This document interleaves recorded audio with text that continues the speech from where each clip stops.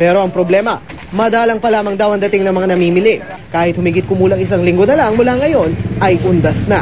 Nakapako pa rin sa dating presyo ang mga bulaklak. Ang kalalili na ayon sa mga tindera ay pinakamabenta tuwing panahon ng undas ay nasa 60 pesos per dozen pa rin. Ang mga regular na mabenta tulad ng Malaysian Mums, Stargazer, Gerbera, Roses, Carnation at Orchids naglalaro mula 100 hanggat mahigit 1,000 kada dosena. Ayon sa ilang tindera, sa Lunes pa raw magtataas ng presyo ng mga bulaklak. Naglalaro sa 20 hanggang 50 pesos ang posible raw na itaas ng halaga ng kanilang mga paninda. Kaya naman ang mag-asawang ito, kahit nanganganib malanta ang kanilang bibiling bulaklak, ay dumayo na sa Dangwa. Why so early at hindi siya Kasi wala na kaming time. Ngayon ka bibili, paagahin mo yun.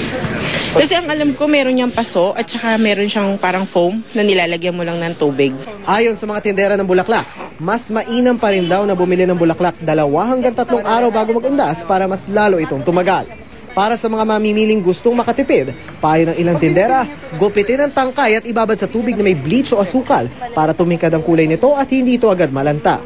Mas mainam din daw kung bibili ng bulaklak na hindi pa namumukadkad para tama lang ang pagbuka nito pagsapit ng undas. Everyday, puputulan niyo yan siya ng ikakat niyo yung stem niya. Para kailangan maka-absorb yung water sa para mas yung bulaklak niya para buhay na buhay din siya. Dano Tingkong, nakatutok 24 oras. Binuksan na ang kauna-unahang tinatawag na Toy Village sa Pilipinas. Matatagpuan sa Ortigas sa Pasig bukod sa pagbibigay ng kasiyahan, layon din ng naturang lugar na linangin ang katinuhan ng mga bata sa tulong ng mga makabuluhang laruan. Nakatutok si Tricia Safra. Aliw na aliw ang mga batang ito sa kanilang mga laruan. Ang isa, animoy gustong maging scientist, habang ang isa naman ay tila gustong maging musician paglaki. Sila ang mga unang nakahawak ng mga laruan sa unang Toy Village dito sa Pilipinas. Ayon sa may-ari, bata pa siya, pangarap na niya magtayo ng ganitong klaseng Toy Village. Pero bukod sa pagbibigay ng tuwa sa mga bata, layon din daw nila na matuto ang mga ito. We have to support their curiosity. And with these educational toys, I believe they will optimize their brain development more. Ibinase ng Toy Village ang konsepto nito sa multiple intelligence theory ng child psychologist na si Howard Gardner. Ayon sa teorya, may 8 klase ng katalinuhan ng isang tao na kinakailangan linangin habang bata pa. At dito sa Toy Village, may mga laruan para sa iba't ibang klase ng katalinuhan na ito. Ang linguistic, logical math, spatial, bodily kinetic, musical, naturalist, interpersonal at intrapersonal. Intelligence is the ability to problem solve or to fashion products that are valued in one or more cultural setting. So it implies creativity and the ability to think out of the box. What better way can we bring out intelligence than through play? Bukod sa mga laruan, magkakaroon din daw ng storytelling at art session sa Toy Village. Libre raw ang entrance at bukas ito mula alas 10 ng umaga hanggang alas 7 ng gabi mula Lunes hanggang Sabado. Tricia Zafra, nakatutok, 24 oras. Ibinida ng ilang estudyante sa high school ang ginawa nilang tinatawag na water-boosted racket. Yung mga estudyanteng punya na mga sumali at nagwagi sa patimpalak na pinangunahan ng Department of Science and Technology na naglalayong hasain sa agham ang mga estudyanteng Pilipino. Nagbabalik si Tricia Safra. 3, 2, 1! At pumaimbulog na papuntang Himpapawid ang rocket ship. Ito ang winning moment ng mga freshman high school student na sina Marian Lavinia, Emmanuel Rambawa at Sunrise Liraza ng Parañaque National High School sa 3rd Philippine Water Boosted Rocket Launching Competition noong October 6 sa UP Diliman. This is the finished product. Ipinakita nila kanina kung gaano kasimpleng gawin ang water-boosted rocket gamit ang bote ng soft drink, cardboard, modeling clay, trash bag at nozzle. Pero hindi rin daw ito basta-basta dahil kailangan kalkulado ang disenyo, maging ang tubig at hangin sa loob para lumipad ng mataas. Sa una nilang sabak, tinalo nila ang 14 pang eskwelahan, bagay na di raw nila inaasahang mangyari. At first, we don't have any materials to use. Other schools have their materials, but us we don't have. So me and Sonny Reyes went to the canteen garbage bin wherein we borrowed some pet bottles. Ayon sa Department of Science and Technology na siyang nag-oorganisa ng taunang kompetisyon, layon nilang mas malinang ang kabataang Pilipino sa agham. Sa global competition, ang pinag-uusapan dito ay knowledge economy At ang ibig sabihin ng knowledge economy is the ability of a country to use knowledge to create wealth. And kung ganun ang usapan, kailangan ng mga scientifico para sa pagbuo ng mga produkto. Halos hindi rin handa noong sumalang sa kompetisyon ang grupo ni Diana May Espiritu, Mark Joseph Alcantara at Mark Jan Villa Espin mula sa National Orthopedic Hospital School for Crippled Children sa Novaliches. Unang beses din nila itong pagsali, pero sa kabila ng lahat, nakuha nila ang 3 pwesto sa spot launching category. Kadalasan po kasi yan, sinasalihan namin yung mga katulad din po namin yung mga nakakalaban namin. Dun po sa UP, kami lang po yung naka-wheelchair. Ano yung goal niyo sa susunod ng pagsayaw? Maging first para mapadala din sa ibang bansa. Ang mga maswerteng kampiyon sa spot launching category ay mula sa Rizal National Science High School na lalaban sa Vietnam sa Disyembre. Every after classes po, diretso na po kami sa training. Tricia Zafra, Nakatutok, 24 Oras.